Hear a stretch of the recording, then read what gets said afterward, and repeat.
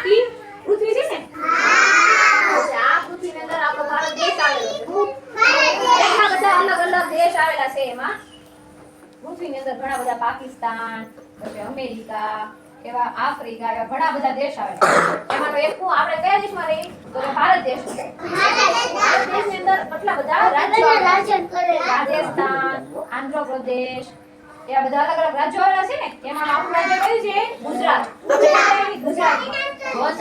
ગુજરાત રાજ્યમાં કેટલા બધા જિલ્લા આવેલા છે અને શહેરો આવેલા છે એમાંનો આપણો જિલ્લો કયો છે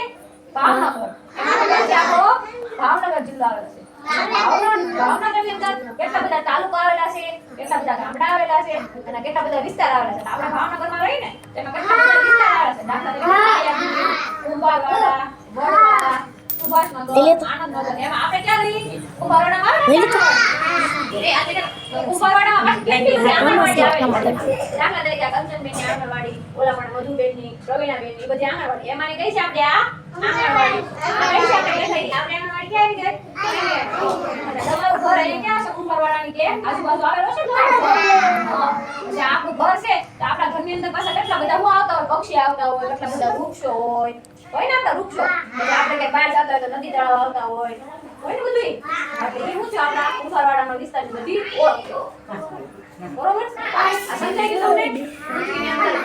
ભારત દેશની અંદર આપણું ગુજરાતની અંદર આપણું ભાવનગરની અંદર આપણું કુંભારવાડા અને કુંભારવાડામાં શું આવેલી છે આપણી આંગણવાડી અને આંગણવાડીના તમે બધાય નાના નાના બાળકો સમજાય